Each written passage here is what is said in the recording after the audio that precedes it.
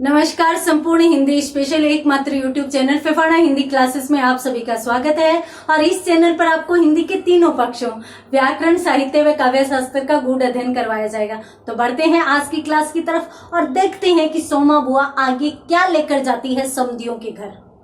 देखिए, मैंने आपको बताया कि सोमा बुआ का जवान बेटा नहीं रहा और जैसे ही जवान बेटा चला गया वैसे ही सोमा बुआ की जवानी भी चली गई। साथ साथ पति महोदय जो थे वो तो सब कुछ त्याग कर सन्यासी हो गए, परंतु वो 12 महीने में 1 महीने के लिए आ जाते हैं। और जब वो 1 महीने के लिए आ जाते हैं तो सोमा बुआ पर बंदिशें लग जाती है। सोमा बुआ अपनी इच्छा से बिना बुलाए किसी के घर पर नहीं जाती, जा ही नहीं पाती। क्यों? क्योंकि सन्यासी जी महाराज उसे टोक देते हैं, रोक देते हैं, तो वो बाहर नहीं जा पाती।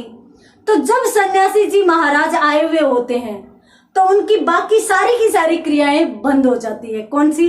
किसी के घर बिना बुलाए जाना, किसी के उत्सव में जाना, उत्सव में जाकर वहां के काम संभालना, वो सारी की सारी क्रियाएं बंद हो जाती हैं।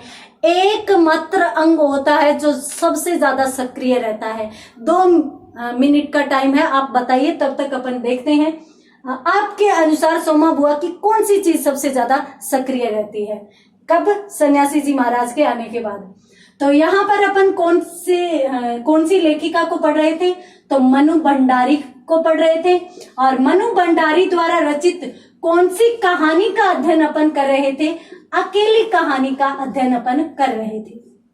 अकेली कहानी हम जानते हैं कि एक बुढ़िया परित्यक्ता सोमा बुआ की कहानी है। और सोमा बुआ समधियों के यानी देवर के ससुराल वालों के यहाँ विवाह है, जो कहाँ तय हुआ है? इसी गांव में भागीरथ के घर तय हुआ है। अब सोमा बुआ इधर उधर जाती और इधर उधर जाकर और विवाह की खबर ले आती थी कि उनके यहाँ क्या क्या चल रहा है। क्योंकि जब एक प्रतिष्ठित, कहते हैं ना कि सोमा बुआ कह रही थी ना, दोनों के दोनों पैसे वाले हैं, तो दोनों के दोनों पैसे वाले हैं तो उनकी, कहते हैं ना, दिखावा बहुत ज्यादा होता है, तो उनमें बहुत अधिक खर्चा वो लोग करने वाले हैं। और जहां पर कोई बहुत अधिक, कोई ना कोई किसी भी उत्सव या प्रोग्राम में जो विशिष्टता होती है ना, उसकी बातें चलती है। तो यहाँ पर जो बातें चलने लगती है, और गांव में तो क्योंकि छोटे छोटे गांव होते हैं, थोड़े बहुत लोग होते हैं, मिलकर रहते हैं, तो आपस में खबर इधर उधर पता चली जाती है। और जैसे भी कोई विशिष्ट प्रोग्राम होता है तब तो उसकी बातें चलती है गांव में। तो यहाँ पर भी इनके यहाँ जो विवाह होने वाला है उसकी बातें इधर उधर चल रही है। और सोमा बुआ भी जाकर आस पड़ोस से कुछ न कुछ खबर ले आती है। आपके 2 मिनट कंप्लीट हो चुके हैं। तो देखिए, सोमा बुआ की सबसे अधिक सक्रिय अंग, जब सन्यासी जी आ जाते हैं तो जीभ रहती है। क्यों? क्योंकि बाकी के संग सभी अंग या सभी क्रियाएं तो शिथिल हो जाती हैं, बंद पड़ जाती हैं। क्यों? बाहर तो कहीं जाया नहीं जाता। सन्यासी जी महाराज रोकते हैं, टोकते हैं, डांट लगाते हैं। और जब रोकते टोकते डांट लगाते हैं तो फिर उनकी ये जीभ बहुत ज्यादा काम करती है। अक्सर बुआ बड़बड़ाती रहती है। तो यहाँ पर अपनों ने देखा कि पिछली क्लास में अपन कहाँ पर थे, तो सोमा बुआ इधर उधर से खबर लाती रहती है। और एक दिन किसी के यहाँ से उसे पता चलता है कि भाई उनको भी बुलाया जाएगा। और उनको भी बुलाया जाएगा। क्यों बुलाया जाएगा? क्योंकि पड़ोस में जो लड़की है उसने बताया है कि वो स्वयं अपनी आंखों से लिस्ट में बुआ का नाम देख कर आई है। और जैसे ही वो ये बताती है तो बुआ एक बार तो आगे सरक कर और उससे पूछती है कि तू सच कह रही है? फिर बुआ से वहां नहीं रुका जाता, घर पे आ जाती है और सीधी राधा के पास जाती है और राधा से कहती है कि भाई मैं तो ठहरी पुराने जमाने की और मुझे तो कुछ पता नहीं है, तू ही नए जमाने की चीजों को जानती है और साथ साथ तू ही जानती है कि नए जमाने की लड़की को क्या तोहफा दिया जाना चाहिए। देख, कुछ ऐसा ला देना कि समधियों में जाएं, रिश्तेदारों में जाएं तो भद्द न पड़े या बेइज्जत नहीं होना पड़े। देखिए, सोमा बुआ यहाँ पर दुख ये भी प्रकट करती है बीच बीच में सॉरी, कि जो देवर है, देवर के ससुराल वालों का है ना इनसे संबंध, देवर को मृत्यु हुए या देवर की मृत्यु हुए 25 वर्ष बीत गए। हालांकि यहाँ पर बुआ बरस कहती है क्योंकि वो आम बोलचाल की भाषा में बात करती है। तो 25 बरस हो गए देवर जी को गए हुए। अब उन लोगों को कौन याद होगा और कहाँ हम याद होंगे उन लोगों को। और फिर रिश्ते बनाना और रिश्ते रखना तो मर्दों का काम होता है ना, मर्दों का काम होता है। अब देवर जी तो रहे नहीं तो रिश्ता कौन रखता, और वो लोग भी किसके साथ रखते। और मैं तो मर्द वाली होकर भी बेमर्द हूं। क्यों? क्योंकि सन्यासी बन गए, ये तो आते ही नहीं, तो उनके साथ रिश्ता रखे भी कौन। अब 25 वर्षों में वो अभी तक इस रिश्ते को याद थोड़े ना रखे हुए हैं।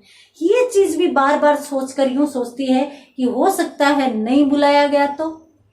और फिर यहाँ पर राधा को भी कहती है, राधा को यूं भी कहती है कि नए फैशन का विवाह है। अब नए फैशन के विवाह में लोग पता नहीं क्या क्या करते हैं, और विवाह में भी 2 ही दिन बचे हुए हैं। तो बुआ यहाँ पर भी अपने आप को सांत्वना देती है कि नए लोगों की बुलावा नए फैशन के अनुसार समय पर ही बुलावा आता है। नए फैशन को वो पता नहीं क्या समझती है। यूं भी कहती है कि भाई नए फैशन के लोगों में हो सकता है कि ज्यादा लोगों को बुलाने का ही फैशन नहीं हो, बुलाने का ही रिवाज नहीं हो, तो हो सकता है हमें नहीं बुलाए।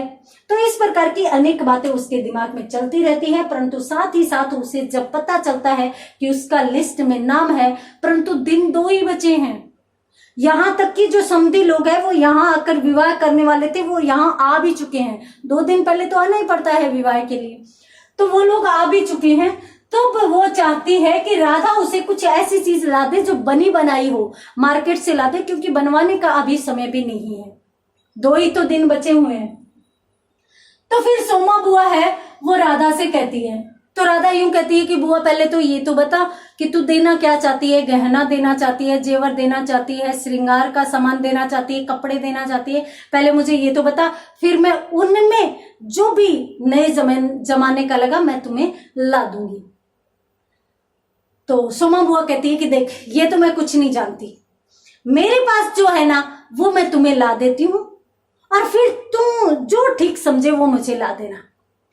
सोमा बुआ धीरे धीरे जल्दी से खड़ी होती है और फिर धीरे धीरे सीढ़ियों से नीचे उतरती है, सीढ़ियों से नीचे उतरती है और नीचे उतरकर और अपनी कोठरी में जाती है, नीचे उतरकर कोठरी में जाती है और कोठरी में जाकर 2-3 कपड़ों की गठरी थी, 2-3 कपड़ों को बांधकर गठरी रखी हुई थी, उनको हटाती है।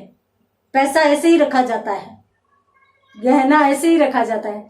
तो फिर 2-3 गठरी हटाकर और नीचे से एक गठरी को खोलती है, उसमें एक छोटा सा बक्स मिलता है, बक्सा मिलता है, छोटा सा बक्सा या बक्स मिलता है। उस बक्स को वो खोलती है और उसको खोलती है तो उसमें वो रुपए गिनती है। अब रुपए गिनती है तो उसमें मात्र 7 रुपए थे। हालांकि बुआ ने उम्मीद की थी कि रुपए ज्यादा होंगे, तो वो रुपयों से कुछ न कुछ मंगवा लेगी। अब रुपए 7, अब 7 रुपयों से तो कुछ लाया नहीं जा सकता। अब उसी समय उन 7 रुपयों के साथ एक अंगूठी भी पड़ी हुई थी। जैसे ही बुआ ने उस अंगूठी को देखा उसका हृदय धड़क गया और उसने सोचा कि किया क्या जाए। ये अंगूठी है वो उसके 20 वर्ष पहले मरे हुए पुत्र की एकमात्र आखिरी निशानी है। उसके जाने के बाद, हरखू यानी बुआ के बेटे के जाने के बाद अनेक संकट बुआ पर आए, परंतु बुआ ने अंगूठी पर आंच नहीं आने दी, अंगूठी को कभी नहीं बेचा। उसने उसको हमेशा साथ लगाए रखा। आज भी जब उसने अंगूठी की तरफ देखा तो उसका हृदय दहल गया, परंतु उसके पास कोई दूसरा रास्ता नहीं था। समधी और पैसे वाले, उनके यहां बिना कुछ लिए तो जाया नहीं जा सकता, और कुछ लेकर जाए तो उसके लिए पैसे नहीं थे। अब किया क्या जाए? बुआ ने धीरे से वो अंगूठी उठा ली और उनमें से 5 रुपए ले लिए 5 रुपए ले लिए और बुआ वो लेकर और जा रही है।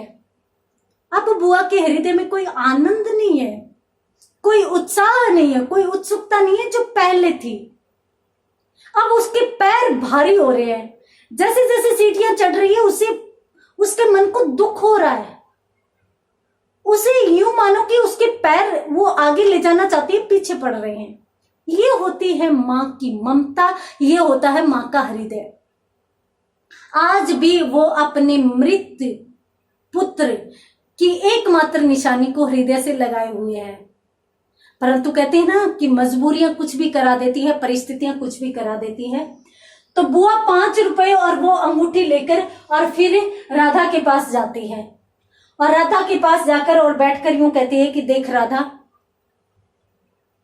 बिना कुछ लिए जाएं इससे अच्छा तो नहीं जाए, अब कुछ ना कुछ तो ले जाना ही पड़ेगा समधियों के यहाँ।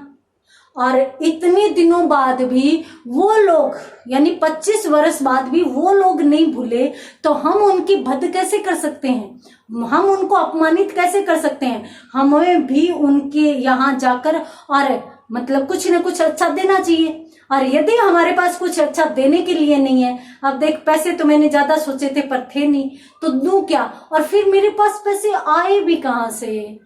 मात्र 1 कोठरी का किराया आता है, जिससे तो 2 वक्त की रोटी ही बन पाती है। बुआ बहुत ही उदास हो जाती है। जब बुआ उदास होती है तो राधा सीधा सरल उपाय बताती है, ठीक है बुआ, तू ऐसे कर, वहां पर जा ही नहीं, और तू जाएगी नहीं तो कुछ लाने की भी चिंता नहीं, छोड़ना। परंतु बुआ कहती है कि नहीं नहीं, मेरे पास ये अंगूठी है, तू ये ले जा, इसको बेच देना, इससे जो कुछ भी आए वो ले आना, और ऐसा लाना कि भाई ठीक ठाक हो, समधियों में इज्जत खराब नहीं हो। अब यहाँ पर बुआ राधा को ये बात कह देती है और अंगूठी देकर नीचे आ जाती है। अब नीचे आकर और बुआ आंगन में बैठी है, और आंगन में जब बैठी है उसी समय उसे एक चूड़ियों वाले की आवाज सुनाई देती है जो चूड़ियां बेच रहा है। जैसे ही चूड़ियां बेचने वाले की आवाज सुनाई देती है, वैसे ही बुआ अपने हाथ की मैली मटमैली चूड़ियों पर नजर डालती है, और जैसे ही मैली मटमैली चूड़ियों पर नजर डालती है तो उसे यूं होता है कि कल समधियों के घर जाना है, क्या ऐसी चूड़ियां पहन कर जाएगी, क्यों न चूड़ियां पहन ले, नई चूड़ियां पहन ले। जैसे ही वो खड़ी होने को होती है चूड़ियां पहनने के लिए, तभी संकुचा जाती है, उसे लज्जा आती है कि क्या करूं, पहनूं कि नहीं पहनूं। अगर नई चूड़ियां पहनूंगी तो आसपास वाली देखेगी तो वो क्या कहेगी, उसे शर्म भी आती है। परंतु सवाल समधियों के विवाह का था, अपने आप पर नियंत्रण स्थापित करती है और फिर पीछे के दरवाजे से जाकर और अपने हाथों में 1 रुपए की लाल हरी सुंदर चूड़ियां पहन लेती है। पहन तो लेती है, परंतु बुआ को यहाँ पर भी लज्जा आती है, और बार बार कहते हैं कि उस दिन तो पूरा दिन राधा हो चाहे किसी के सामने हो, बुआ साड़ी के पल्लू में अपने हाथों को छुपाती हुई चलती है। जैसे तैसे शाम होती है, शाम को बुआ रंग लेकर आती है, हल्का पीला रंग लेकर आती है। वो मन ही मन सोचती है, सफेद साड़ी समधियों के यहाँ और शादी में पहनकर जाऊंगी तो अच्छा नहीं लगेगा, बुरा लगेगा, क्यों न रंग दे देती हूँ ताकि साड़ी थोड़ी ठीक लगे। और बुआ रंग ले आती है और रात को अपनी साड़ी में रंग भरती है, रात को रंग चढ़ाती है, रंग चढ़ा के और उसे सुखा के छोड़ देती है।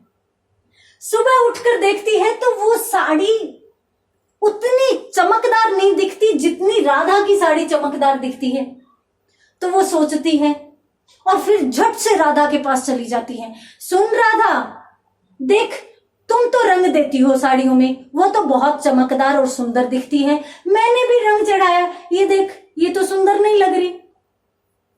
तो राधा कह रही है कि तू कलफ तो लगा देती, कलफ यानी मांड तो दे देती, मैं तो साड़ियों में मांड देती हूँ, और मांड देती हूं तब जाकर चमकदार और सुंदर लगती है। ये मांड क्या होता है? यदि आपको पता है तो कमेंट बॉक्स में लिखिए, और नहीं पता है तो कोई बात नहीं, कल की क्लास में अपन मांड पर बात करने वाले हैं। तो मिलेंगे कल की क्लास में, अगली क्लास में, तब तक के लिए धन्यवाद।